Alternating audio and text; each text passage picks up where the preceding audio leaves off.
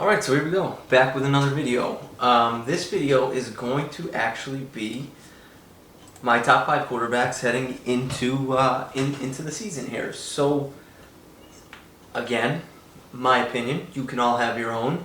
I'm sure that there's going to be plenty of people out there that do not like my opinion. I'm here for it, so you can let me know why I'm an idiot in the comments below.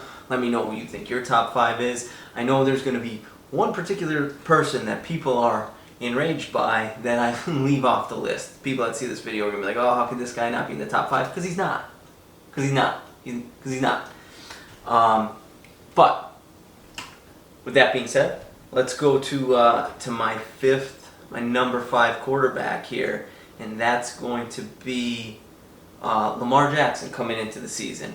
And before I get into why Lamar Jackson, and I think what I'm going to explain is why Lamar Jackson makes it into my top 5. I'm looking at this as I do when I'm comparing quarterbacks. Like, if everything was the same, right? Same roster, if we put them all on same team, right? If we put them all on the Jacksonville Jaguars, which might have the worst offensive roster in the NFL, who do I want? Who do I want? Like, that's the roster we're going in with. Not they're going to bring in a bunch of people, and because they have, cachet, other guys are going to come join them to win. So, like, that's not what this is. If we put them all on the Jacksonville Jaguars, who am I taking? Lamar Jackson. I think it's pretty evident why. Yes, does he leave a lot to be desired with his passing consistency? Yes. If he ever gets his passing in order, consistent, and he could be a threat, a 30, 35 touchdown a year guy through the air, completing, high 60% of his passes along with his legs, he's going to be the best quarterback maybe to ever play the game of football. But until he gets that, he's not there. That's why he's 5th. But he's still very, very good. Former MVP 2 years ago, he won the MVP. His legs are dynamic. Dynamic. Down the field accuracy with him, again, consistent accuracy down the field is a problem. Last year, looking at the stats right now, threw for 2,700 yards, 26 touchdowns, 9 picks, missed the game, 99 quarterback rating, 99.3. Leaves a lot to be desired there, and actually those aren't bad. He completes 64% of his passes, but it's just the consistency. Like, he's not going to consistently beat you, or prior to this year, he's not going to consistently beat you down the field, Lamar Jackson. But his legs, he is so dynamic that if your offensive line stinks, he can make something out of nothing. His abilities to run the football are like a top-notch running back, like a LaShawn McCoy in his prime. Like, that's his running ability. Like, he is so elusive that is why he's top 5. If it was just his arm, what he could do with his arm, he wouldn't be in the top 5.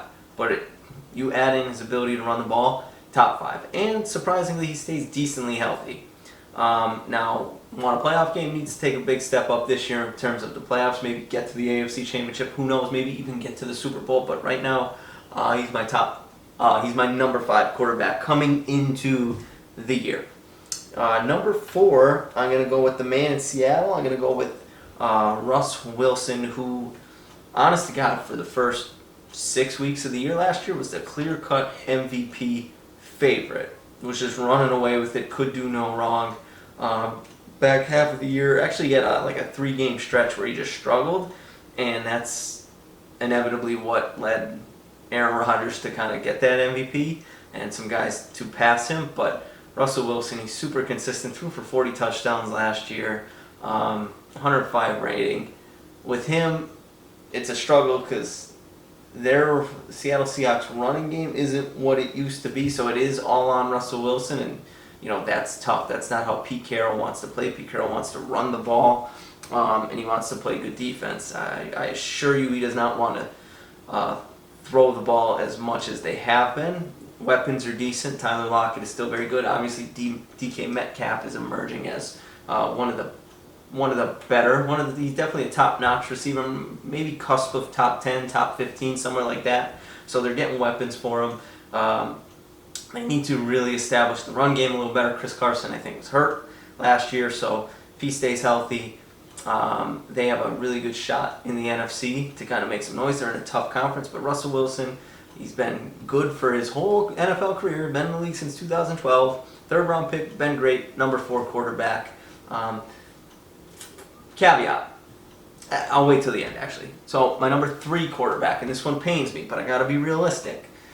And when I say it's realistic, it's going to be an age factor. So my number 3 quarterback coming into the year is Aaron Rodgers. I get it. I'm a fan. He's back. He's coming off an MVP. It's probably going to be his last year in Green Bay, so he's probably going to show out. But again, 38. He's 37, going to be 38 in the middle of the season. Still has an arm, still pretty athletic. But when you go back and if you watch plays from their Super Bowl season when he was 28, 29, you could see he still has a very live arm, but it's not like it was in his prime, in his physical prime. 38, you are not in your physical prime anymore. But it's not what it is. It's still very good. It's still better than 95% of the people in the NFL, but you could see he's losing a little bit. Coming off probably his best year last year. Again, 48 touchdowns, only 5 interceptions, completes 71% of his passes, 120 rating. I thought it was a clear-cut MVP. I didn't think there should have been consideration. I don't think it should have been, is it Mahomes? No, it wasn't Mahomes. It was Rodgers. It was Rodgers the whole way. And again, you could say what you want about his supporting cast. Outside of Davante Adams, which I agree with, Pro Football Focus or whoever rated him number 1, I was saying that last year, that he was top 3. He potentially might be the best. He's definitely the best route runner. They have him as the best receiver in the NFL. Outside of that, it's a struggle. Lazard, Valdez-Scantling, Tanyan started off, their tight end, he started off with a good year, but then he fell off. Now they got Randall Cobb, but let's be honest, when they let Randall Cobb go, let him walk a couple years ago, it was for a reason. Randall Cobb couldn't stay healthy, not what he once was. I am excited about Amari Rodgers, but hasn't played an NFL game. Outside of Davante Adams and Aaron Jones in the backfield, his weapons aren't great. They're not great. He doesn't have a number 2. He doesn't have a decent number 2. It's just he's got a bunch of inconsistent receivers after that. So his weapons aren't spectacular. He's got 2 really good ones and then a bunch of below average weapons after that. But he's my number 3 just because, again, age is... when I was looking at the top 3 guys, obviously he's the one where age isn't on his side. Even though it's for 1 year, it would be for this year, not for who I want for the next 10 years. It's just who I think is going to have the biggest impacts or going to have the best years. This year, and Aaron Rodgers is my number 3 guy, which is still pretty good. Number 2, I'm going with the guy up there in Buffalo. I'm going with Bills Mafia favorite, and a guy who I used to think absolutely stunk or was going to stink, Josh Allen. I watched a little bit of him last year early on, and I was sold. I made a video. It's actually the highest performing video on this channel. You can watch it right up there. I think I was wrong about Josh Allen, and I was incredibly wrong. And I think I made that video 3 weeks into the season. Dude, usually when you come from college and your accuracy is an issue, usually it doesn't get that much better. Josh Allen's has gotten that much better.